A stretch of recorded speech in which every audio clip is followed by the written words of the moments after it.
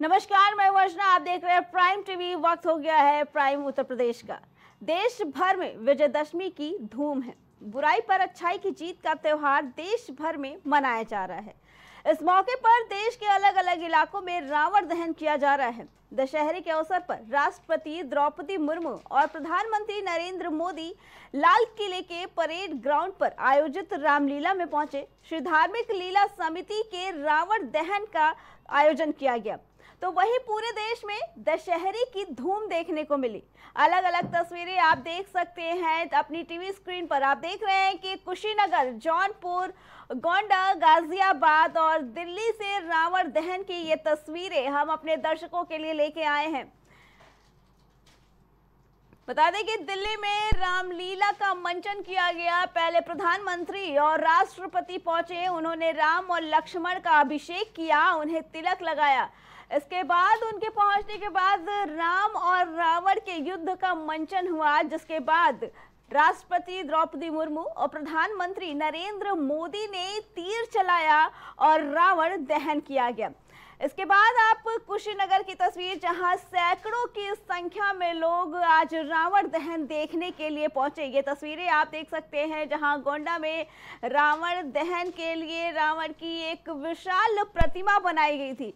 तो वहीं जौनपुर से हमने आपको तस्वीर दिखाई थी, जहां बताया कि 70 फीट लंबी रावण की प्रतिमा बनाई गई थी, जिसे देखने के लिए सैकड़ों की संख्या में लोग वहां आए हुए थे और जो सबके ध्यान का केंद्र बना था। बता दें कि वहीं गाजियाबाद की ये तस्वीर आप देख सकते हैं टीवी स्क्रीन पर, जहां सैकड़ों की संख्या में लोग पहुंचे हैं और रावण दहन को देखने के लिए। तो वहीं पुलिस प्रशासन भी पूरी तरीके से मुस्तैद सुरक्षा व्यवस्था को लेकर।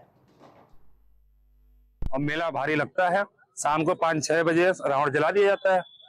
7-8 बजे तक पूरा चहल पहल, खचाखच भीड़ भरी होती है। अगल बगल 10-20 गांव के भी लोग आते हैं। भयंकर भीड़ होता है। मतलब कितनी हजार की भीड़ हो जाती है? हजारों की संख्या, 10,000 की भीड़। खुद देखिएगा, शाम को रहिएगा, देखिए कितना भयानक भीड़ होता है। इसके द्वारा ये दहन किया जाता है। पुतला दहन शुरू से रजवाड़े परिवार से ही होते आया है। विगत 20 वर्षों से मैं खुद देखते आ रहा हूँ।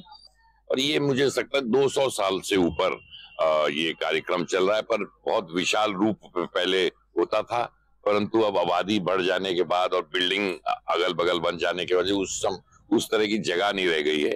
और उस परंपरा को कायम रखने के लिए हमने पूरी कोशिश की है। पहले मेघदूत और कुंभकर्ण भी बनते थे, पर जगह कम होने की वजह से इस समय इसलिए हमने आतिशबाजी कर दी है कि जो हमारे और बाकी फुहारा है, आंख में रहता है, मुंह में रहता है और दोनों हाथ में रहता है। कितना दिन से काम कर रहे हैं ये सर? लमसम हमारे समय तो 10 साल से हम करते हैं। इसके पहले हमारे पिताजी करते थे। पिताजी हमारे हैं, हम पटवाना का लाइसेंसी हैं।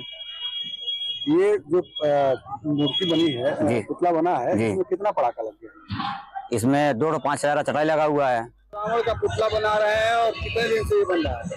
30 साल से बनाओ तनी साहब, मगर 15 दिन में 5 आदमी लेकर बनाओ तनी। क्या कितना मटेरियल लग गया? मटेरियल जो बाटे तो हमारे तो में 70,000 रुपये। बाकी कागज, बांस है ना, सब तैयारी हमारे। पहले 15 दिन रामलीला हुआ करता था। अब वो किसी कारणवश नहीं हो पाता है। ये रावण का मेला भव्य तरीके से लगता है। यहाँ 15 से 20 किलोमीटर के एरिया में जितने भी लोग हैं, सब लोग यहाँ आके रावण का मेले का आनंद लेते हैं। बुराई पर अच्छाई की जीत को मानते हुए अपना हर और उल्लास के साथ यहाँ मेले का आनंद लेते हैं। क्या नाम है? राजेंद्र चौरसिया। गाजियाबाद के लोनी से लाइव तस्वीरें आपको दिखा रहे हैं। आपको बता दें कि आज दशहरा का महोत्सव मनाया जा रहा है। हिंदू धर्म में आपको बता दें कि आज के दिन रावण पर जीत करके श्री राम ने सत्य की जीत को कायम किया था। और आपको बता दें कि मैं इस समय लोनी के बलराम नगर में हूँ, जहाँ पर श्री आदर्श रामलीला कमेटी द्वारा दशहरा महोत्सव मनाया जा रहा है। और इस मेले में लगभग 30 से 35 हजार जो लोग हैं वो यहाँ पर आते हैं। और पुलिस जो अगर बात करें कि प्रशासन की, तो प्रशासन भी यहाँ पर पूरी मजबूती से मुस्तैद है। लगभग 30 से 35 सालों से यहाँ पर रामलीला का आयोजन किया जा रहा है। और कुछ ही देर में यहाँ पर ये जो पीछे आपको तस्वीरें दिख रही हैं, तस्वीरों में साफ जो रावण के जो पुतले दिखाई दे रहे हैं वो कुछ ही देर में दहन होने वाले हैं। प्राइम टीवी से गाजियाबाद से इरशाद अली की रिपोर्ट है कि आप आज दशहरा है और नवरात्रि बीत जाने के बाद 8वें दिन दशहरा का कार्यक्रम मनाया जाता है। हम इस समय मौजूद है कर्नलगंज। आप साफ तौर पर तस्वीरों में देख सकते हो यहाँ की रामलीला जो होती है वो ऐतिहासिक रामलीला होती है। जो रावण दहन होता है वो ऐतिहासिक रावण दहन होता है, क्योंकि आए दिन यहाँ के हर साल एक नए कलाकारों की नियुक्ति होती है और नए कलाकार आते हैं। इसीलिए कर्नलगंज का जो है दशहरा काफी बड़ा माना जाता है और हर साल किसी न किसी भाग्य से इसको नया करने के सोचा जा रहा है। क्योंकि आप जो तस्वीर देख रहे हैं, तस्वीरों में सातों लगभग 50 फीट का रावण है, वो रावण बनाया गया है, 50 फीट का रावण बनाया गया है। और अगर देखा जाए तो जिले में सबसे ऊंचा रावण दहन का यहाँ पे पुतला बनाया गया, लगभग 750 पर यहाँ पर रावण का पुतला जलाया जाएगा। उसके लिए जो व्यवस्था है रामलीला कमेटी के द्वारा वो पूरी व्यवस्थाएं कर ली गई है और जो प्रशासन के द्वारा जो व्यवस्थाएं पूर्ण कर ली गई। वहीं अगर देखा जाए तो सबसे बड़ी बात ये होती है कि जिस तरीके से हर जगह से बड़े बड़े कलाकारों की यहाँ पर इस बार बुलाव हुआ है, क्योंकि अगर देखा जाए तो जिया बैंड का भी यहाँ पर आया है और जिया बैंड जो जब इस समय भगवान राम का जो है रथ आएगा तो उसके साथ में ही जिया बैंड का प्रोग्राम होगा। अगर देखा जाए तो मुकेश अंबानी के बेटे की शादी में जो जिया बैंड था वही जिया बैंड इस बार कर्नलगंज में आया है और दशहरे का प्रोग्राम कराएगा। हमारे साथ बात करने के लिए चाचा मौजूद है, बात करने की यहाँ की जो विशेषता है उसके बारे। चाचा क्या नाम है और यहाँ दशहरे को लेकर क्या महत्व है? मेरा नाम है बिट्टू पाठक। यहाँ दशहरे के लेकर के विशेष महत्व है। पूरे जिले में सबसे अच्छा दशहरा कर्नलगंज का होता है, जो पूरे प्रदेश में से अच्छा नहीं कहा जा सकता है, लेकिन जिले से अच्छा दशहरा है और काफी दूर दूर से कलाकार आते हैं और बहुत अच्छा उत्साहवर्धन करते हैं लोगों का। यहाँ एक प्रतियोगिता और अच्छी होती है जिसे फांसी के रूप में, एक नाटक के रूप में प्रतियोगिता होती है, जो लगभग पूरे प्रदेश में नहीं होती है। चाचा कैसा देख रहे हैं आप यहाँ पर दशहरा? यहाँ क्या महत्व है? बहुत बड़ा महत्व है। यहाँ सबसे अच्छा दशहरा होता है, बहुत दूर दूर के लोग आते हैं, काफी लोग। जिस तरीके से जो लोग हैं उनसे ये बात कही जा रही है कि यहाँ पर बहुत दूर दराज से लोग और जिले ही नहीं कई जिलों से लोग यहाँ आते हैं। क्योंकि अगर देखा जाए तो वहाँ दशहरा हो या रामलीला हो, कर्नलगंज का एक ऐतिहासिक रामलीला और दशहरा मनाया जाता है, जिसको लेकर जो रामलीला कमेटी वो पूरी तरीके से चाक चौबंद रहती है और नवरात्रि से लेकर दशहरे के दिन तक रामलीला की जो कमेटी है उसके द्वारा लगातार प्रयास किया जा रहा है और नई नई नाटक और नई नई चीजें दिखाने का प्रयास किया जा रहा है। गोंडा से प्राइम टीवी के लिए भूपेंद्र क्या। तो वहीं विजयदशमी के मौके पर सुबह से ही गोरखनाथ मंदिर में अनुष्ठान किया गया, जहां संतों की अदालत लगाई गई। वहां पे सीएम योगी आदित्यनाथ दंडाधिकारी की भूमिका में रहे, संतों के बीच होने वाले विवादों को निपटार किया। तो वहीं यूपी के मुख्यमंत्री और गोरक्ष पीठाधीश्वर महंत योगी आदित्यनाथ आज पारंपरिक परिधान में नजर आ रहे थे और ढोल नगाड़ों के बीच विजय जुलूस निकाला। सीएम योगी आदित्यनाथ हमेशा रथ से जाते थे, लेकिन पहली बार वो बुलेट प्रूफ गाड़ी से मानसरोवर रामलीला मैदान पहुंचे। वो जिस गाड़ी में सवार हुए उसे जुलूस के लिए स्पेशल बनवाया गया था। यहाँ योगी श्री राम का राज तिलक किया और रामलीला में प्रभु श्री राम, माता जानकी, लक्ष्मण और हनुमान जी की पूजा की। उसके बाद सभी को संबोधित किया। योगी आदित्यनाथ ने कहा कि जब बिखरा हुआ समाज था उस वक्त आक्रांताओं ने हम पर राज किया। अयोध्या में राम के मंदिर को अपवित्र करने का दुस्साहस तब भी हुआ। श्री कृष्ण के मंदिर को बाहर से आए लोगों ने अपवित्र किया। याद रहे ये फिर से ना होने पाए, इसलिए देश की आजादी के लिए जिन लोगों ने बलिदान किया उनको व्यर्थ नहीं जाने देना है।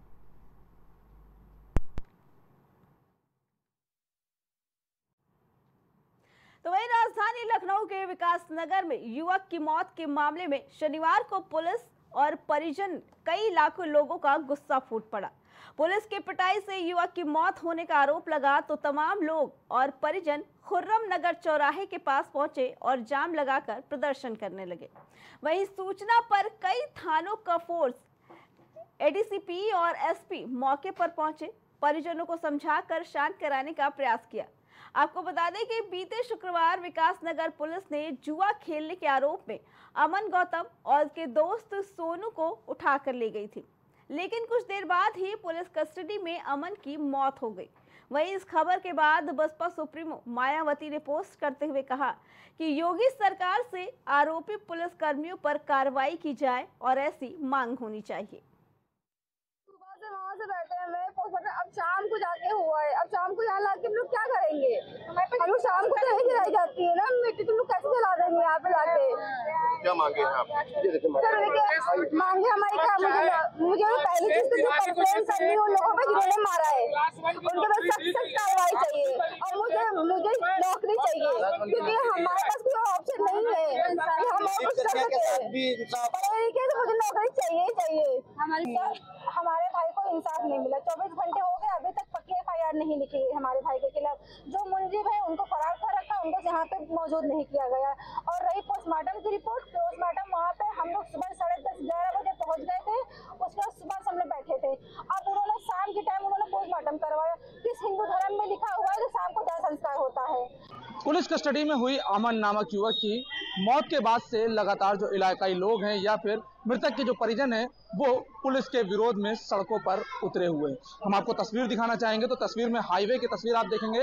हाईवे पे आप साफ तौर से देखेंगे यहाँ पर जो बात की जाए, मृतक के परिजनों की बात की जाए, इलाकाई लोगों की बात की जाए, वो पूरी तरीके से इस सड़क को जाम किए हुए हैं। और उनकी जिस तरीके से मांगों की अगर बात की जाए, वो साफ तौर से जो कार्रवाई है उस कार्रवाई को लेकर के मांग कर रहे हैं। फिलहाल जिस तरीके से यहाँ पर और लोगों को देखेंगे, यहाँ से एक लंबा जो कतार आपको दिख रहा होगा, वो पूरा लंबा कतार एक जाम का दिख रहा होगा, क्योंकि ये जो हाईवे है उसका पूरी तरीके से चक्का जाम कर दिया गया। लेकिन अगर इसके बाद ही अगर बात की जाए, यहाँ पर जो ACP रैंक के जो अधिकारी हैं वो यहाँ पर पहुंचे हुए हैं। फिलहाल पुलिस फोर्स की बात की जाए, PSC के साथ साथ कई थानों की फोर्स यहाँ पर खुद मौके पर मौजूद है, जो कि इस स्थिति से निपटने के लिए पूरी तरीके से तैयार है। लेकिन अगर बात की जाए जिस तरीके से जो अमन नामक युवक की मौत हुई थी, उस मामले को लेकर के फिलहाल कार्रवाई को लेकर के लगातार जो आवाज है वो उठाई जा रही है। फिलहाल जो प्रदर्शन की बात की है, 2 मार्गों को पूरी तरीके से जाम कर दिया गया, यानी कि बात किया खुर्रम नगर से महानगर इलाका जो जाता है उस रास्ते को पूरी तरीके से जाम किया गया, बैरिकेड करके रोका गया था। लेकिन उसी बीच जो इलाकाई लोग हैं वो दूसरी गलियों के रास्ते से साफ तौर से ये दूसरे रास्ते पर पहुंचे हुए, जो कि ये पूरा मुंशी पुलिया का रोड है, जो कि एक हाईवे से मिलता हुआ है, और उस रोड को पूरी तरीके से ब्लॉक कर दिया। यानी कि अब अगर मांगों की बात की जाए, जो यहाँ पर लोग हैं इलाकाई, वो काफी आक्रोशित नजर आ रहे हैं। और पुलिस के बीच अगर बातचीत की जाए तो पुलिस भी लगातार समझाने का प्रयास करती हुई नजर आ रही है। लेकिन अब देखना यह है कि जिस तरीके से जो इलाकाई लोग हैं वो जिस तरीके से सड़कों पर उतर करके कार्रवाई की मांग कर रहे हैं, तो इसमें पुलिस के जो अधिकारी हैं वो क्या कुछ एक्शन लेते हैं। हमारे सहयोगी सतीश के साथ मोहम्मद कलीम, प्राइम टीवी, लखनऊ। शनिवार को डॉक्टर राम मनोहर लोहिया की पुण्यतिथि पर समाजवादी पार्टी अध्यक्ष अखिलेश यादव ने लोहिया पार्क में डॉक्टर लोहिया की मूर्ति पर माल्यार्पण किया। इस मौके पर उन्होंने बीजेपी पर जमकर निशाना साधा। उन्होंने कहा कि बीजेपी नफरत फैला रही है और भेदभाव की राजनीति कर रही है। अखिलेश यादव ने मीडिया से बातचीत में कहा कि ये देश सभी का है, संविधान सबको अधिकार देता है, लेकिन बीजेपी के लोग सब कुछ बदलना चाहते हैं। बीजेपी के लोग नफरत फैलाना चाहते हैं और भेदभाव को बढ़ावा देते हैं। रेल मंत्रालय पे पहले भी बहुत उंगलियां उठी हैं। एंटी कोलिजन से लेकर के जो टेक्निकल और साइंटिफिक चीजें बताते थे कि इससे हम न केवल रेल में सुधार लाएंगे बल्कि एक्सीडेंट भी कम करेंगे, और बहुत सारी चीजें उन्होंने की और लेकर के आए। लेकिन परिणाम क्या दिखाई दे रहा है? अगर कोई रिकॉर्ड तोड़ रहा है पेपर लीक का, तो वो ट्रेन एक्सीडेंट। इस लोहिया पार्क में हम लोग थोड़ी सी आईडी पीछे डॉक्टर राम मनोहर लोहिया जी को याद करते हैं, और आज के दिन हम सभी समाजवादी लोग इकट्ठे होते हैं यहाँ पर आकर के, और माल्यार्पण के बाद उनसे प्रेरणा लेते हुए संकल्प लेकर के जाते हैं।